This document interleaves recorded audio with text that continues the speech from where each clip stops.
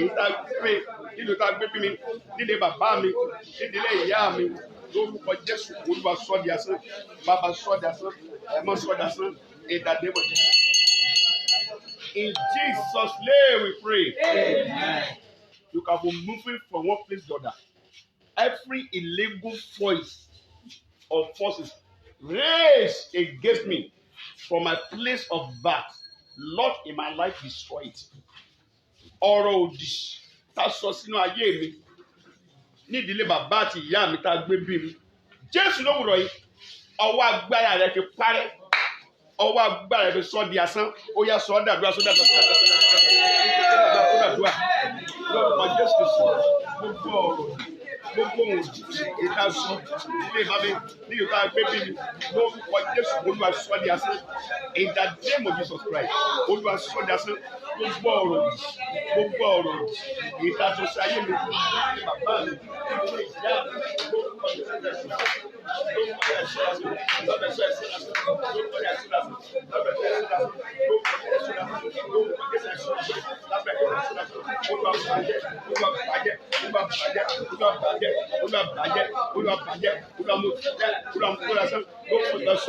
In the name of Jesus, in the name of Jesus, in the name of Jesus, in the name of Jesus, in the name of Jesus, in the name of Jesus, in the name of Jesus, in the name of Jesus. Jésù Olúwa wa, ọ̀pọ̀lọpọ̀ Olúwa, ta lẹni náà tó sọ̀rọ̀ òdì sínú ayé mi. Níbo sẹ́yìn ìgbà tí mo wà ní skul ni àbí ìgbà tí a bí mi àbí ìgbà tí mo gbọ́dọ̀ àwọn ènìyàn nílùú òkè. Ohun òdì ọ̀rọ̀ òdì wọn náà sọ sínú ayé mi tó dẹ̀ bá ayé mi jagun tí èmi náà mọ̀ wípé nǹkan ṣẹlẹ̀ nínú ayé mi. Jésù lówùrọ̀ yìí ẹ̀mí mímọ́ iná Ọlọ́run kó jó dànù. Iná ayé iná Ọlọ́run jó dànù. Who is the person? Who is that person?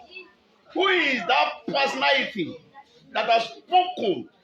If the evil voice against me from my place of birth, or the place that I lived before, or at my former school, or my former place of work, Lord, let your consuming fire consume it now.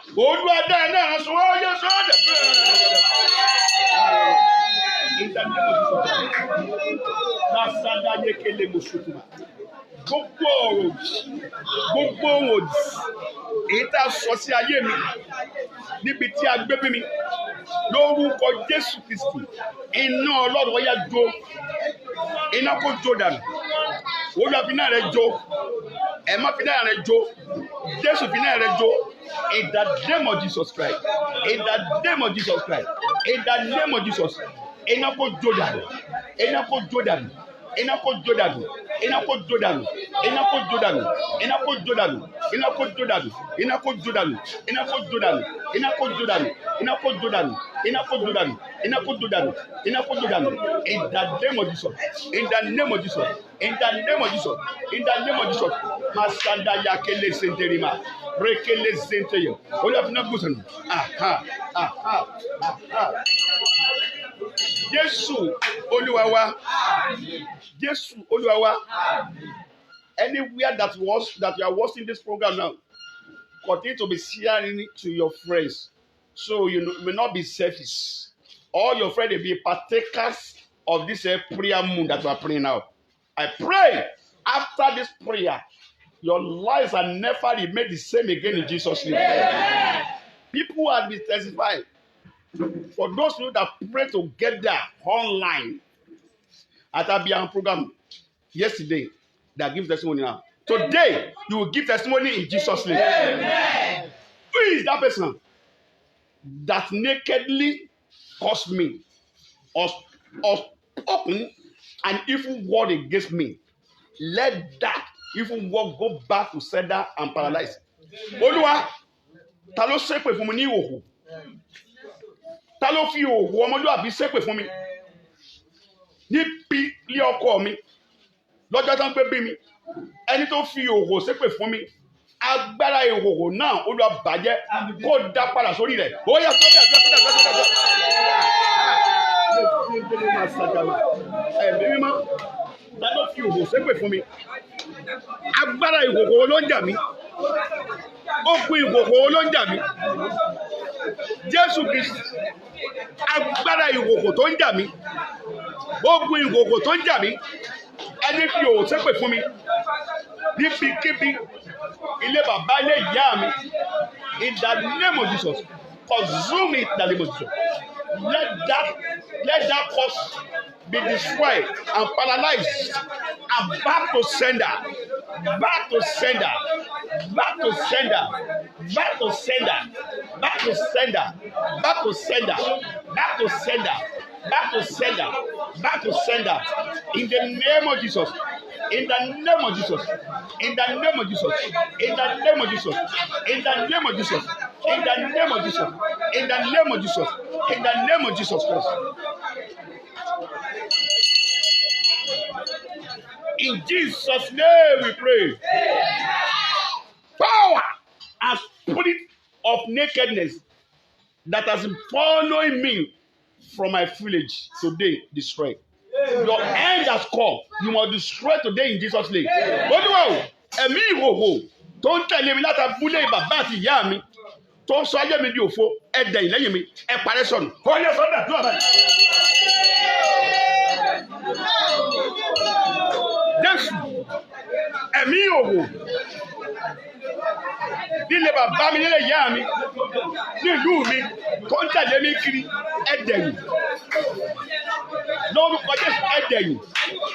Ní orúkọ Jésù ẹ dẹ̀yìn. Ní orúkọ Jésù ẹ dẹ̀yìn. Ó yẹ go back. Destroy my life. Destroy my life. Destroy my life. In the name of Jesus. In the name of Jesus. In the name of Jesus. In the name of Jesus. Destroy in the name of Jesus. Lesekele mokoroma santayama. Lesedere mokomo sokuma. Lesekele motuma. Jesus name. In Jesus' name we pray. Ẹlòmíì, orò ilé ọkọ ìnáni kó máa ká wá ṣe. Àwa náà ò lè ṣe. Àwa sọ̀rọ̀ òdì sínú ayé ẹ̀. Ọmọ tó bá bí wọn bẹ̀ sí sọ̀rọ̀ òdì sí. Ó lè jẹ́ ìyá ẹ̀ náà ní kó wá sọ̀rọ̀ ìdílé tó ṣe. Àwa ṣépè fún ọmọ tó gbé dání gbà yẹ. Èpè ẹni jà ọ́. Èpè ló ń jà mí sí. Ẹ sọ fọ́lọ́run. Èpè tó ń jà mí ní ìlú bàbá àti ìyá mi nípa ọ̀nà kan tàbí òmíràn. Jésù ẹlẹ́jẹ̀ pẹ̀sẹ̀ rẹ̀, ẹlẹ́jẹ̀ pogun rẹ̀, ẹlẹ́jẹ̀ pègún rẹ̀, ó yá bá mi pẹ́rẹ́ àdúrà rẹ̀.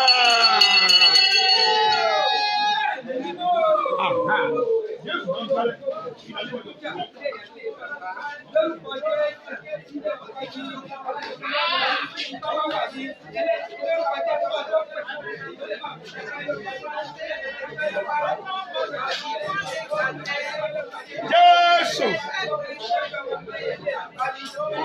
gbogbo èké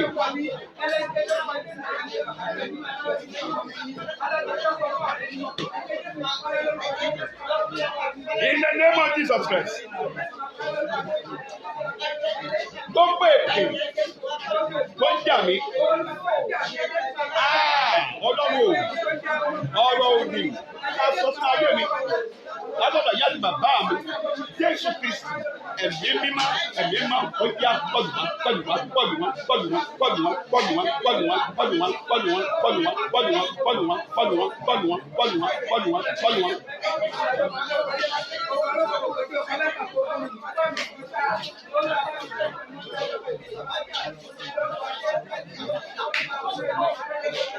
In the name of Jesus.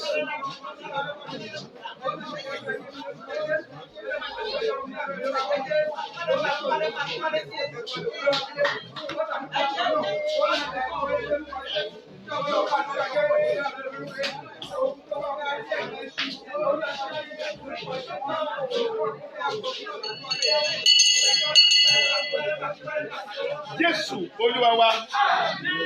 Jésù Olúwa wa. Ẹlòmíràn ẹlòmíràn sọ pé kó yá gan. Ní kó yá gan. Ìsàlọ́bì mi bà rẹ̀.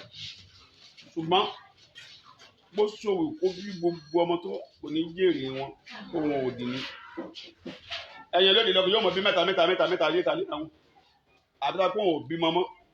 yóò mọ bímọ rẹpẹtẹ ṣùgbọ́n òun òdì tó tẹ̀lé ní pé kíni kò ní jèrè wọn tó bá dé wá sí ìmúṣẹ kò ní jèrè ẹ̀rí bẹ́ẹ̀ á kàn bímọ rẹrẹrẹrẹ ọmọ àlùwá ní gbogbo ẹ̀wọ̀n ní láti ìyàwó ohun òdì ni ẹ̀rìgẹ̀ dúró Jésù Kristi ohun òdì wọn náà sọ tẹ́ẹ̀ sínú ayé mi èèwọ̀ náà sọ tẹ́ẹ̀ sínú ìyá mi òbí ya ẹsẹ̀ ṣe èèwọ̀ náà tẹ́ẹ̀ sínú ayé rẹ̀ lọ́jọ́ sínú ayé mi náà Jésù Kristi mú kúrò nínú ayé mi jáde nínú ayé mi jáde nínú ayé mi jáde nínú ayé mi ó yá sọ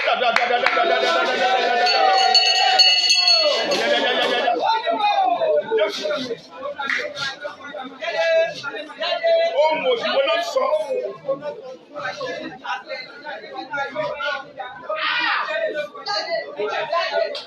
ọ̀rọ̀ òdìwọ náà sọ sínú ayé mi pé mi ní jẹ wọn pé mi ní jẹ́rìí ọmọ ọ̀rọ̀ náà jáde nínú ayé mi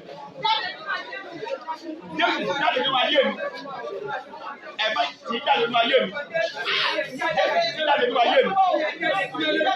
Why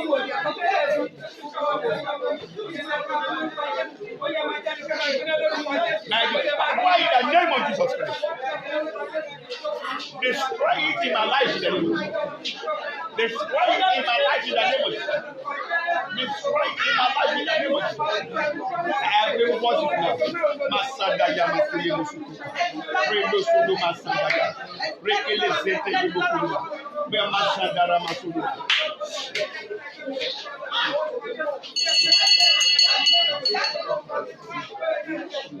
Jésù Olúwa wa. Gbàdúrà dáadáa. Jésù. Ẹ̀bùn burúkú wo òdì burúkú wo ni mo jogún lára ìyá mi tó rẹ̀ ti ń jà mí tí mo tún wọ ṣòkòtò ẹ̀ báyìí. Ẹ gbọ́ owó ìgbáyé bàbá rẹ̀ owó ìgbáyé ìyá ẹ̀ tẹ́sítì tí ìyá ẹ̀ ń là kọjá tí bàbá ẹ̀ lọ kọjá wá bọ́ sí ó ti transfer sórí ẹ̀ ọwọ́ gbàdúrà dáadáa gbàdúrà dáadáa ẹlòmíì kò gbójúmọ́ ìyá ẹ̀ ẹlòmíì ti kú kí ló pa ìyá ẹ̀ ẹlòmíì ìyá ẹlòmíì yóò máa ré sílé ọkọ kan sí míì bàbá ẹlòmíì yóò máa fẹ́ yàwó kiri lóríṣiríṣi rẹ́bẹ̀ ẹlòmíì wà ṣe pé bó ṣe wù kó ní èèyàn yìí tó tán sọ̀rọ̀ àǹdí ẹ̀ bó ṣe wù kó rẹ̀ kán sọ̀rọ̀ àǹdí ẹ̀ tẹ́ kó rẹ̀ ń ṣe ńláàánú ìyá ń kọ́ ẹlòmíì wà ṣe pé kí ni o akotilétà obìnrin ni yóò wọn ní owó fọkùnrin ni kì àwọn máa gbowó ọwọ́ ẹ̀ tàbí bẹ́ẹ̀ alóò sàánú wọn ni ó ní sísí bẹ́ẹ̀ yẹ ó dá kí obìnrin ìyàwó kó tún mọ bọ́kùnrin sóríire ni ọ̀rọ̀ dì ní ẹ bá Ọlọ́run sọ̀rọ̀ Jésù Kristi gbogbo ohun òdì tó tẹ̀lé mi tí mo jogún lọ́dọ̀ bàbá àti ìyá mi tó ń jà mí lọ́wọ́lọ́wọ́ báyìí Jésù Kristi ti jáde kúrò ayé rẹ̀ ẹ̀mí ọ̀sẹ̀ kíni o ti jáde Olúwa ti jáde ẹni tó bá gbàdúrà ẹ̀ dáadáa lẹ́gbẹ̀ẹ́ ó ti sọ́dọ̀ ẹ̀ ó gbógun méjì lọ lé nìyẹn lórúkọ jẹ́ mi ní bá ń gbógun lógun lọ Olúwa ti jáde nínú ayé mi ó yẹ sọ́dọ̀ àdúrà Jésù rẹ̀ tó tẹ̀jẹ̀ ó tí mo jogún lára ìyá mi lára bàbá mi Jésù Kristi ó yẹ ti jáde come out of my life in the name of Jesus come out of my life come out of my life come out of my life.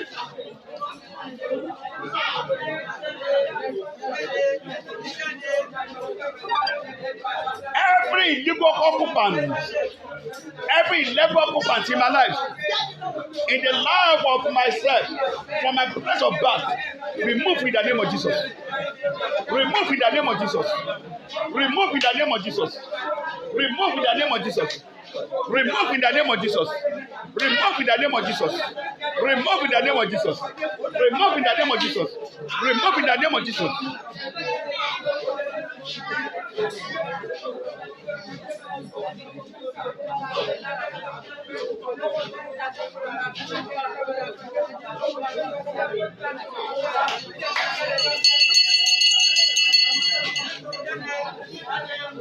Jesus' name we pray.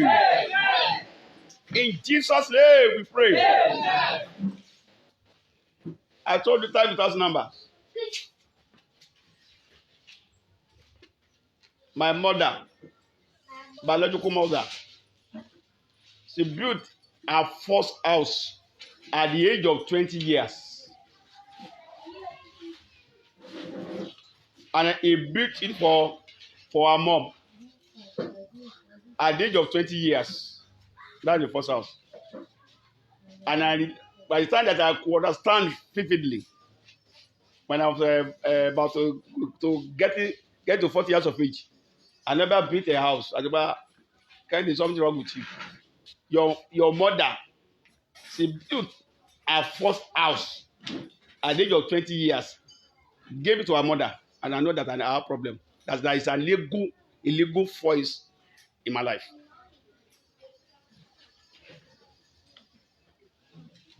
Ìyá mi, oye wa o, ìyá ti wọ 120 years since. Sí ilé àkọ́kọ́, ó kọ́ ní age of 20 years. Ó kọ́ fún ìyá ẹ̀. Dàbí bí 100 ọdún sẹ́yìn ló kọ́lé àkọ́kọ́ fún ìyá ẹ̀. Gẹ́gẹ́ mi báyìí mo tí iye mi sẹ́ẹ̀ sí, mo ti súnmọ́ 40 years mo nípa kẹ́hìndé ilé wo ló kọ́ ó kọ́lé a. Ìyá ẹ̀ kọ́lé àkọ́kọ́ fún ìyá ní 20 years tó ti marry láyé àtijọ́. Kì í sàṣùpọ̀ yín ẹ̀kan ṣẹlẹ̀ náà ayé mi. Èmi ò nídìí wòlíì láti máa sọ pé mo lógun mọ nǹkan ológun. Mo bá pa àdúrà dà. Ìwọ náà ẹlòmíì kò ní kọ́kọ́ wo ìgbé ayé màmá ẹ̀ kò ní wo ìgbé ayé bàbá ẹ̀. Hallelujah. Ṣé ìyàwó ló ń bọ́ bàbá ẹ̀? Bọ́ọ̀ bá wọn dáadáa ìyàwó ń pa padà bọ́ ogun bàbá ẹ̀ ló wọ orí ayé ẹ̀ ni. A ní kò gbàdúrà ní ògbàdúrà. Ẹ kọ́kọ́ ìgbé ayé ìyá yín bàbá yín tó kọ́kọ́ gbé ná kẹ́tọ́ bẹ̀rẹ̀ sí gbàdúrà ni ká máa gbàdúrà á kàn máa bàbàbàbàbàbàbà tó nítumọ̀. Tẹ́ bá fẹ́ gbàdúrà ẹ wo tó sì ìyá yín ẹ wo tó sì bàbá yín tó bá jẹ́ tó sì ìyá yín ló sẹ̀ ní ayé yín ogun ìyá ẹ̀ ó pọ́gà wọn ayé ẹ̀ ní gbọ̀n bá pọ́gà wọn láyé ẹ̀ nìyẹn. Ìwọ ló máa gbàdúrà yẹn wòlíì ló máa bá ìgbà ni. Ọlọ́run ogun tó tara ìyá mi wọlé sí mi lára jáde. Ìwọ tí ìyá ẹ̀ ti kú ogun tó tara ìyá mi wọlé sí mi lára tó ti jáde ní ayé mi. Èyí tó tara bàbá mi wọlé jáde mi sọ pé ọkọ mi sọ pé ìyàwó ìyá tó bí ọlọ́mọ bàbá tó bí ọlọ́mọ gbogbo tẹ́sísì ogun tó nà pé ìwọ náà ti wọ tẹ́sísì yẹ ó yẹ kó lè mọ̀ o gbọ́dọ̀ tún rìn ìrìn tí bàbá ẹ̀ rìn o gbọ́dọ̀ ti rìn ìrìn tí ìyá ẹ̀ rìn bàbá ẹ̀ kóyàwó jọ ni ìwọ náà ti fóyàwó kìíní kò dáa ẹtẹ́sẹ̀ òsì ni ó lè dànù ó fẹ́ kejì onídìí òsì ni ó lè dànù ìkẹta tó wà lẹ́yìn ó mọ̀ pé ẹ̀mí àmọ̀ tí bàbá ẹ̀ rìn nínú ẹ̀ ó ti wọnú ayé ẹ̀ yẹn ẹ dìde gbàdúrà Jésù Kristi ọ̀rọ̀ òdì tásọ sí bàbá mi tèmi náà wọnú rẹ̀ lọ́wọ́ tèmi náà mọ̀ dájọ́ kìíní yìí jà mí Jésù Kristi sọ wá ń gbàdúrà yìí kó rìn lọ báyìí kó rìn lọ báyìí kó rìn lọ báyìí kó rìn lọ báyìí gbogbo àwọn tó lẹ́wà lórí ìjókòó ẹ lórúkọ Ọlọ́run awò yín sọ̀nà agbára Jésù bọ̀ ibi tẹ́ bàbá yẹ ẹ mọ̀ gbàdúrà yẹn náà kó lu wa ṣé báyìí ṣé báyìí ṣé báyìí àwọn tábà lẹ́rìn káàkiri Jésù Kristi gbogbo ọ̀rọ̀ òdì láti lo bàbá mi ìyá mi tó wọnú ayé mi tẹ́ pé òwò tí ìyá mi náà lèmi náà ń tẹ̀lé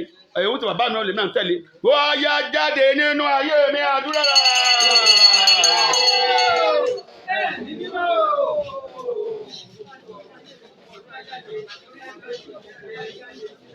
Out of my life.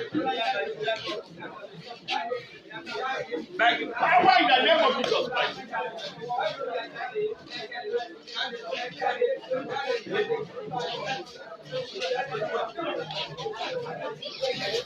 In the name of Jesus.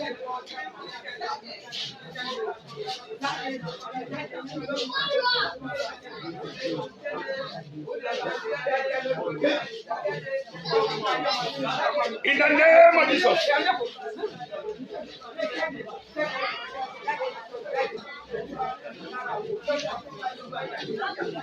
In the name of Jesus. In the name of Jesus. In the name of Jesus. Get out of my life.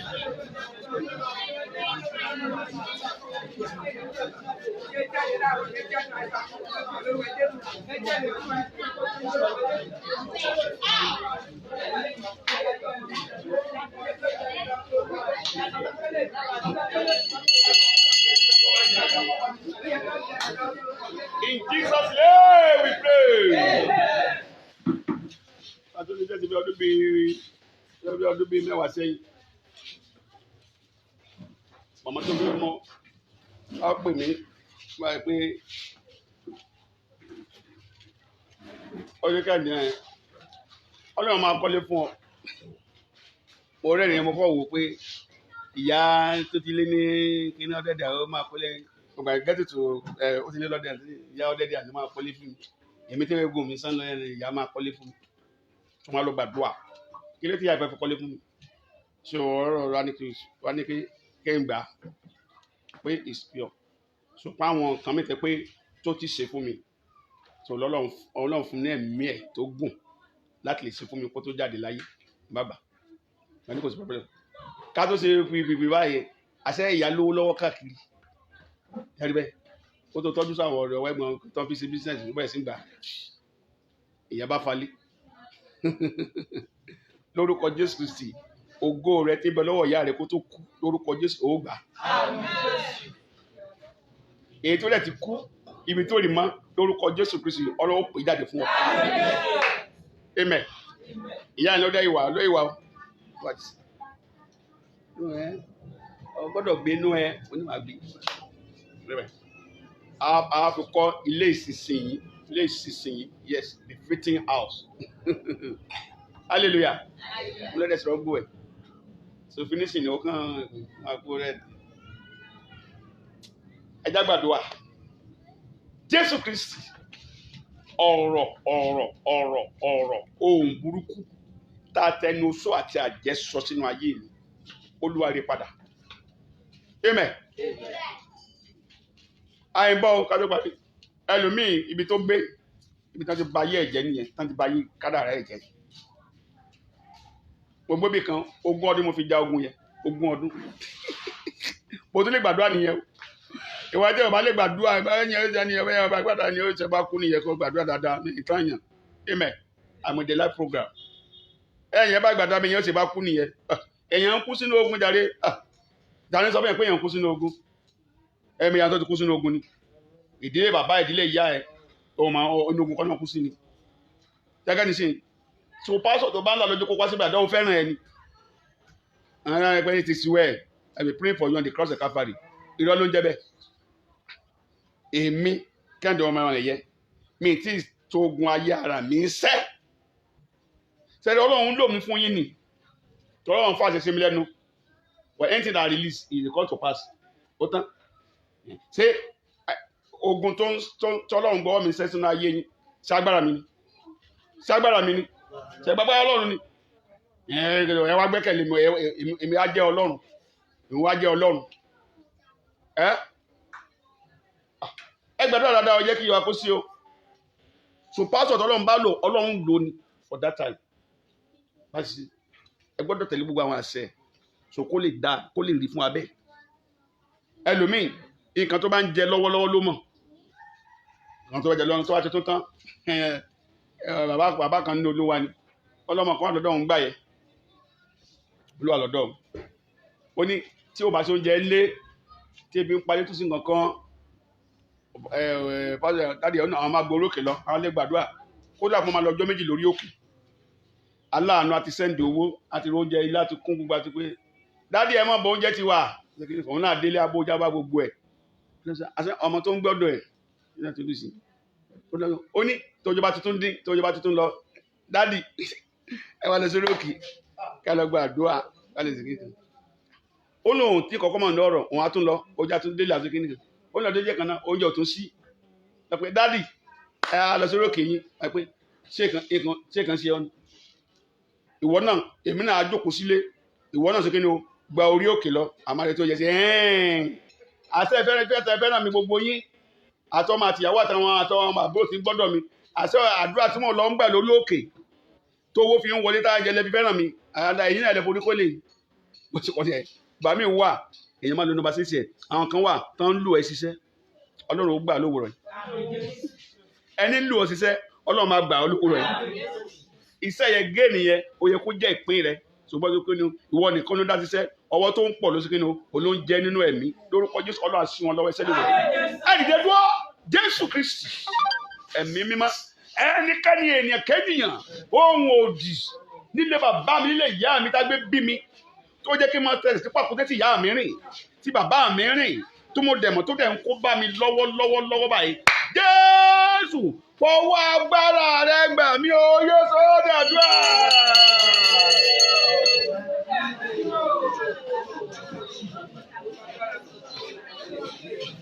Jésù fọwọ́ agbára rẹ gbà mí.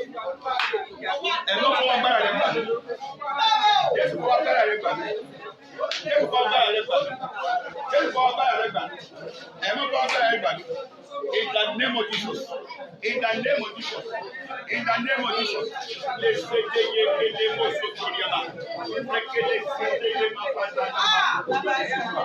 Be mazanta yada sende mokolo. Be mazanta yakana makole mese. Le sende le mokolo. Fọwọ́ agbára rẹ gbà mí. Jésù fọwọ́ agbára rẹ gbà mí. Ọwọ́ láyé rẹ gbà mí. Jésù ọwọ́ láyé rẹ gbà mí. Ẹ̀mọ́ fọwọ́ yàrá rẹ gbà mí. Bàbá anájẹ. Bàbá anájẹ. Bàbá anájẹ. Bàbá anájẹ. Bàbá anájẹ. Bàbá anájẹ. Bàbá anájẹ. Bàbá anájẹ. Bàbá anájẹ. Bàbá anájẹ. Àjà gbé mọ̀ jùlọ.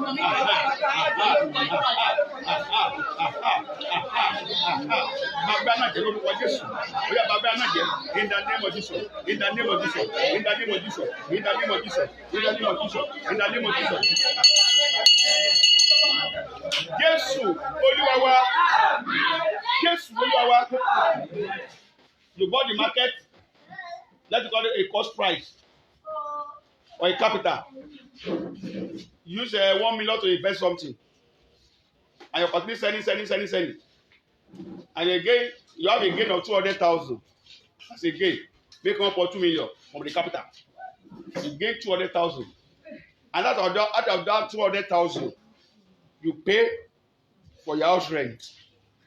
You pay for the school fees of your children. Hallelujah. Amen. Amen. You are the one that is doing it alone. Only the woman. No husband contribution. Ìkan bá ọjà. Ogun ni. Tètè address yẹn. Béèyàn bá sọ̀rọ̀ obìnrin yóò padà wọnú òṣì. Owó tó pa. Ṣùgbọ́n kó obìnrin kó tún kó lọ sọ́jà. Abẹ́kọ̀ọ́. Kó tún fi rajà sí. Abẹ́kọ̀ọ́. Èrè ẹ̀ ọ̀nà tán. Tí ẹ bá ti ná èrè tán, kí ló kàn? Ojú owó. Ká ti pé more blessing, you are increasing. Ìrọ̀ ń jẹ́ bẹ́ẹ̀. Pásítọ̀ tó ń sọ fún ìrọ̀ ló ń jẹ́ bẹ́ẹ̀. Ìyá increasing ó nìyẹn. Ìkàn dín sí òun náà ojú òrò òun náà owó náà pé ìyá increasing. Owó yóò padà liquidate ni. Ẹ jẹ́ ká bá ara sòótọ́ ọ̀rọ̀. Ẹ̀yọ́ máa parọ́, ẹ̀yọ́ máa tan ara jẹ ni. Lórúkọ Jésù, ogun ni o. Ogun. Ìgbà làmúra. Owó tó yẹ kó ti fi kọ́lé, kó fi kọ́. Ó tẹ́ kó fura búlọ́ọ̀kù. Kóra búlọ́ọ̀kù wọ́n tó kó fúnra rẹ̀ kó dá fún ìpínlẹ̀ lórúkọ Jésù ò ní pàdánù àkókò ò ní pàdánù rẹ̀ ìdè dúró Olúwa ohun òdìwó ló jáde lọ́dọ̀ ẹ̀yin tí mo ti gbé rí ẹ gbàdúrà bí ẹ̀yin tí ajá dìbò ní kúkọ jù ọ̀dọ̀ ẹ̀yin tí mo ti gbé rí nílùú òkè nílùú ìsàlẹ̀ bíkébí tó rí ògùn ayé mi tó dẹ̀ sọ̀rọ̀ òkú tó gba ní padlock Jésù ẹni ọjọ́ ti kú o sẹ́ẹ̀rí tẹ́ni ọba ti kú onílọ́kì kó o dárúkọ ẹni yẹn lọ́wọ́lọ́wọ́ àyè orúkọ ẹ̀ mi sọ pé ìyá alágbájá orúkọ ẹni yẹn kó o dá lọ́wọ́ àyè kó o gbàdúrà ẹbí wèrè payment tó bá ti kú olúwa sẹ́ẹ̀ni ẹ̀ bá ti kú ó máa fọwọ́ gbà ilẹ̀ kó máa dárúkọ ẹ̀ kó máa fọwọ́ gbà ilẹ̀ Jésù ire mi pè jáde ní ìsàkó pè jáde ọ̀rọ̀ òdì bàjẹ́ pè jáde olúwa pè jáde ọlọ́run ẹ̀mí gbogbo ẹnikẹ́ni tí mo ti gbọ́dọ̀ rẹ̀ bí tó sọ̀rọ̀ òdì sínú ayé mi tó bà ayé mi jẹ́ tó mú mọ̀ yìí pé òun ló ṣe iṣẹ́ yẹ ọlọ́run ẹ̀ mímọ́ kó ọwọ́ agbára rẹ̀ gbà fún mi tó bá dẹ̀ tó kú ni kó fọwọ́ gbà ilẹ̀ kó rú ẹ̀ bá gbọ́ mẹ́rin tó dẹ̀ tó.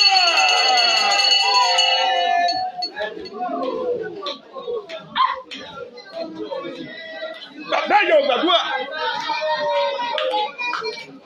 ìyá yóò gbàdúrà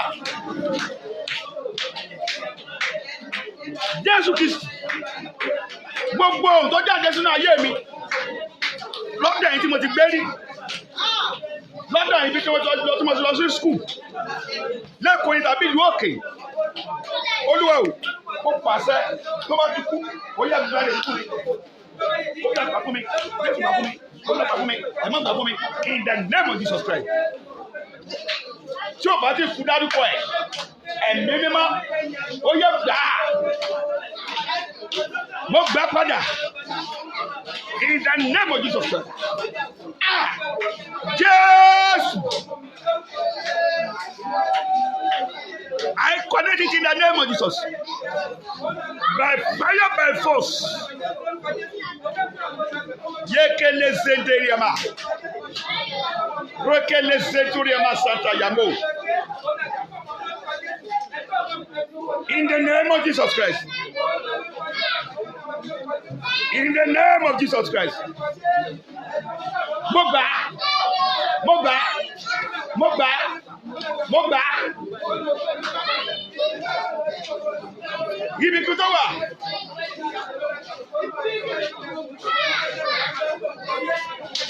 In the name of Jesus.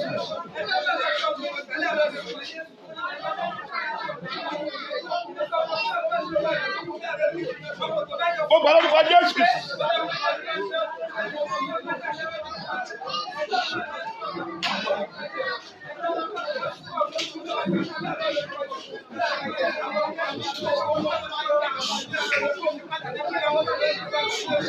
In the name of Jesus.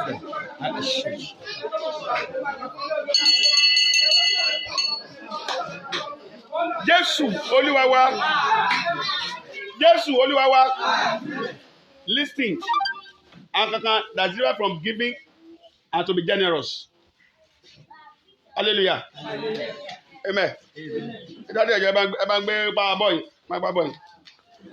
Ẹ̀rẹ̀bẹ̀, ilé, abọ́sẹ̀ lélẹ̀. Ẹ̀rẹ̀bẹ̀, bọ́sẹ̀. Ìyẹn olùkiri. Ọ̀sán. Ẹ bá mìíràn sàn ní ọ̀sán tó dùn. Rombo, ó kún. Wọ́n rà tán. Ó powó sí inú kíní owó pọ̀. Ọ̀nà lé. Ọ̀nà sílé. Olúwa ti ṣe ohun ti ṣe kíní. Lórí lérí àwọn èèyàn tó pọ̀ rẹpẹtẹ. Ẹ ti tọ́ ọjà yín tán. Nádẹ́ bẹ̀ sí mú owó ẹlẹ́yọ kọ̀ọ̀kan. Nádẹ́ mú tán. Wọ́n ti lò fún. O tún lọ yá owó míì. O tún lọ fi ìfẹ́sì. O tún ra búrẹ́dì. O tún tà tán pátá. O tún lọ lé. Jésù ṣe wọn àmọ́ ti pa owó búrẹ́dì. O tún dójú ọ̀nà. Àkàntí ọ̀rẹ́ mi. Wọ́n bẹ̀ sí mú ẹ pé Ọlọ́run ní ká máa fún yàn. Ìyà ló máa pọ̀. Bẹ́ẹ̀ ni mo sọ fún yín. Ṣé bọ́lá ṣe fún yàn nìyẹn? Àwọn tó ń pàdé àgbàná ni ẹlòmíì ti pàdé àgbàná ó rò pé Ọlọ́run ni àgbàná ó sọ ajá sí àkókò tó bá ta búrẹ́dì tán tó bá tòwò tó bá gbowó oṣù náà máa wá sọ́dọ̀ ẹ̀ àwọn ọ̀rẹ́ máa kí ẹ ọmọ káàtó máa bá tiẹ̀ jẹ́ nìyẹn wọ́n ti mọ̀ pé ó ti ṣiṣẹ́ ó ti gbowó ilé hallelujah màmá wa ti gbowó ilé oṣù ti parí bàbá wa ti gbowó ilé oṣù ti parí àti gba pẹ́ńsàn mọ̀lẹ́dì kan bá gbọ́dọ̀ wáyé ó mọ̀ pé àwọn àgbàná nìyẹn ìwọ ló máa rí búùkù ẹ̀ à ń ṣe yọjú nígbà tí o ti parí tó o ti gbowó kan yọjú láàrin oṣù a ti mọ̀ pé ń tájẹ́tì ẹlòmíì ìrọ̀lẹ́ ni owó yẹn ti wọlé ó ti ta ọjà tán a máa yọjú lẹ́ẹ̀kọ̀ọ̀kan àgbàná níjẹ́bẹ̀ lórúkọ òní sàṣìdànù wọ́n bá ọ̀nà wù ẹ́ wọ́n bá ẹ ṣiṣẹ́ ẹ dìde dúró báyìí Jésù ọwọ́ tí ń bá mi náwó tán lè bá mi ṣiṣẹ́ hallelujah kì í ṣe bí tọmọ o mọ́sàdúrà gba o ọmọ ẹ̀bọ̀ náwó ẹ̀ lórúkọ Jésù torí ìgbà tọmọ kan sọ pé táwa béèrè pé mami à ní bisikíìtì rúlà pẹ́ẹ́sì pé pẹ́ẹ́nì ẹ̀ mọ́ ọwọ́ tó bá mi ṣe ọ bá mi náwó ara o ọmọ ẹ̀kọ́ ni mo sọ fún ẹ mọ̀ kì í sọ ọmọ ẹ̀kọ́ ni mo sọ fún ẹ o lè náwó lórí ọmọ bá ṣe wù ẹ́ ṣùgbọ́n ó ní lẹ́fù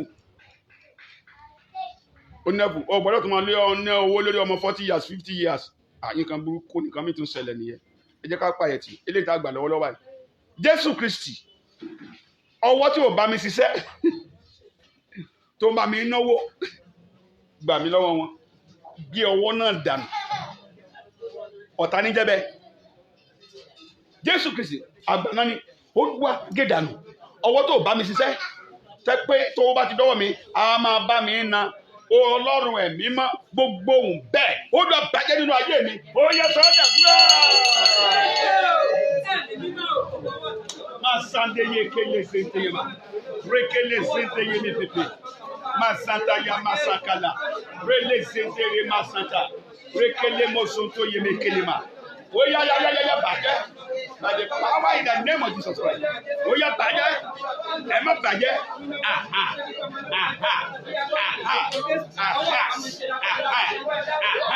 ó yá bàjẹ́.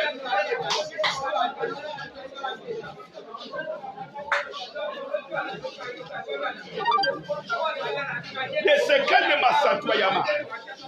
Gbogbo ọ̀rọ̀ burúkú ẹ̀ kó jọ̀wọ́ fún mi ẹ̀mí mímọ́ ló mú ọjọ́ ìyá àjẹ́.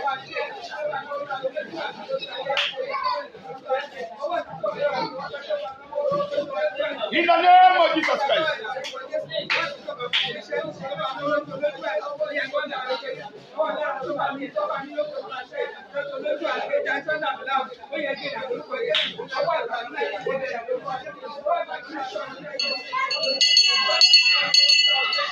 Jésù Olúwa wa. Jésù Olúwa wa. Gbogbo àwa tá a wà ní ẹ̀yìn ẹ̀sùn wájú. Jésù àìsàn tí mò ń nọ́ọ̀sì nípa ọ̀rọ̀ òdì tó di àgbàná. Mo sọ fún wa obìnrin lè dágbàná ọkọ lè dágbàná ọmọ lè dágbàná àìsàn lè dágbàná pásọ gan lè dágbàná hallelujah pásọ lè dágbàná o dá kántì ẹni mo ti sẹ́ẹ̀dá kántì ẹ̀ náà ẹni tó gbowó lọ́wọ́ ẹ̀ bóyá o pọ́nù bóyá ń dá gbé ni bóyá ó dá jẹ ni o mọ̀ bó ṣe lówó àtọ́rẹ́ pé tó gun mọ́tò ẹsẹ̀ di 100,000 yẹn ṣùgbọ́n mo jọ ní yín èmi ni pásítọ̀ yín kẹ́rì bẹ́ẹ̀ àgbàná ni pásítọ̀ yẹn so kò síbi tá àgbàná ó wà ó ní sẹ́kẹ́ni onílẹ̀ amen praise God ó ṣe kankan sí i ó ṣe tún mọ́tò ẹ̀ ṣe ni ó tún bàjẹ́ kí ló wà lórí mọ́tò yẹn àìsàn ní tiẹ̀ àgbàná ni àgbàná. Àwọn owó kan wà tẹ́ kó yẹ kó ti fi ṣe nǹkan rere bẹ́ẹ̀ ni ẹni bá visit hospital á mọ̀ yín pé àgbàná ní hospital so hospital ṣe nǹkan rere ni kẹ́hìn máa ná 1 million 2 million 5 million hospital 5 million níbi bí Nàìjíríà ṣe wọ́ọ̀sì tó yẹ tó bá dá 5 million lórí gbogbo àtẹ̀pà so o ní fi ṣe nǹkan rere ó wá lọ dá sórí àìsàn pé ó wá bẹ́ẹ̀ náà ni ó wá bẹ́ẹ̀ ní tètè bẹ́ẹ̀ mi àìsàn yẹn wí àgbàná èso àwa prógámù àwọn àìsàn burúkú tó gbóògùn àbá ìsìnáwó lábẹ́ ṣe test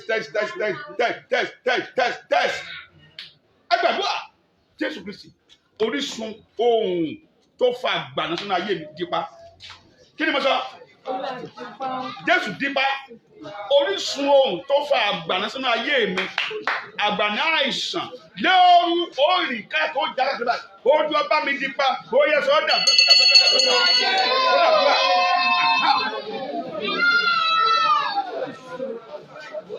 Jésù Kristi orísun àìsàn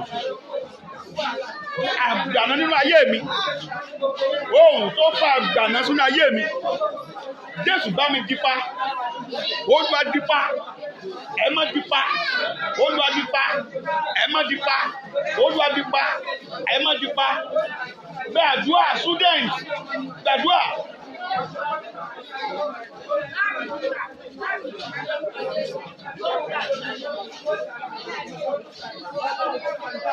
In the name of Jesus.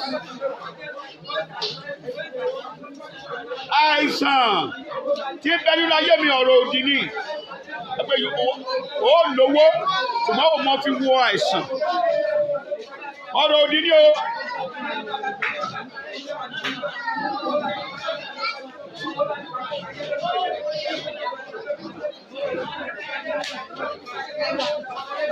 In the name of Jesus Christ.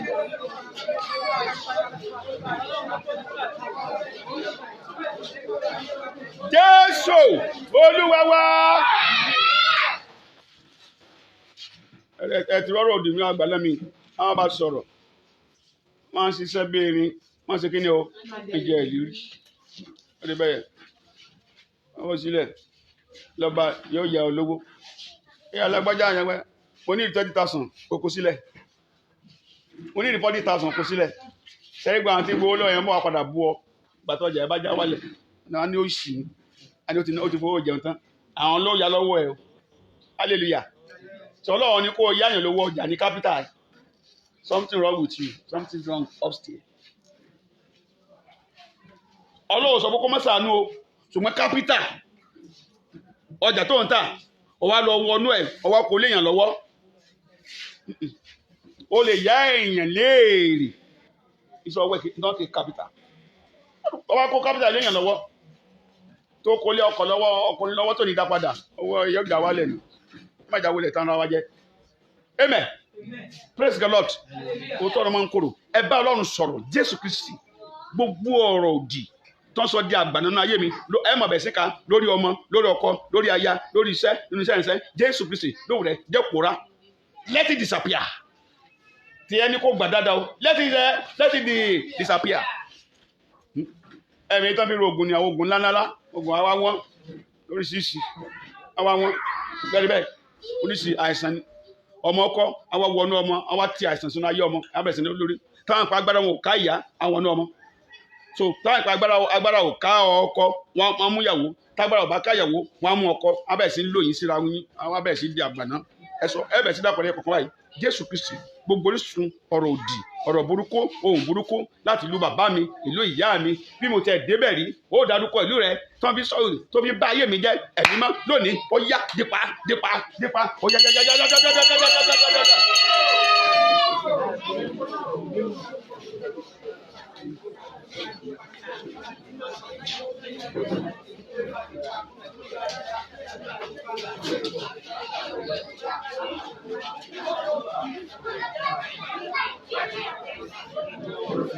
ẹgbẹ́ lọ́dọ̀ àwọn lọ́lé wà nìyẹn o pray very well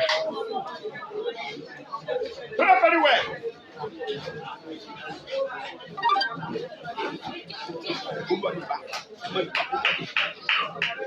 ó gba nípa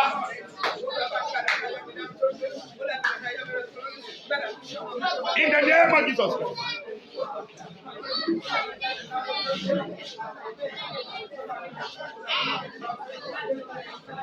In the name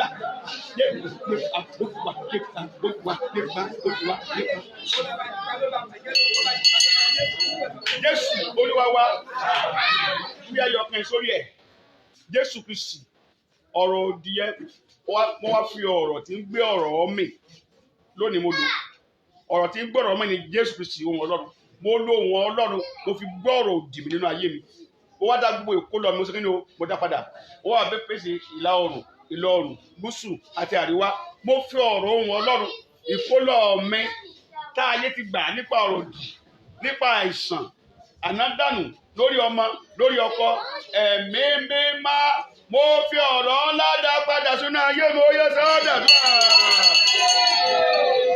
ó yá má dá padà. In the name of Jesus Christ. In the name of Jesus. Mo dá padà báyìí. Jésù mo dá padà báyìí. Mo fi ọ̀rọ̀ Ọlọ́run wọn Ọlọ́run mo dá padà. Jésù mo dá padà. Nípa gbára bí dá ayé àti ọ̀run. Ẹ̀mí mo dá padà báyìí. Mo dá padà báyìí. In the name of Jesus Christ. Olúwa dá padà fún mi. Ẹ má dá padà fún mi. Olúwa dá padà fún mi. Ẹ má dá padà fún mi. Olúwa dá padà fún mi. Ẹ má dá padà fún mi. Olúwa dá padà fún mi. Ẹ má dá padà fún mi. Olúwa dá padà fún mi. Ẹ má dá padà fún mi. Olúwa dá padà fún mi. In the name of Jesus Christ. In the name of Jesus. In the name of Jesus. In the name of Jesus. In the name of Jesus. In the name of Jesus. In the name of Jesus. In the name of Jesus Christ.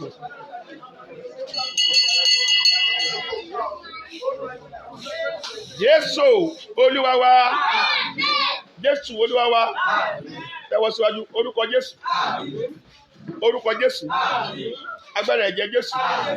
Ọlọ́run mọ́ gba ọpẹ́ wa o. Jésù gba ẹ̀yẹ wa. Gbogbo ọ̀rọ̀ òdì. Every illegal voice that was set against us from our fatherland and our motherland, from our place of birth, today is being destroyed in Jesus' name.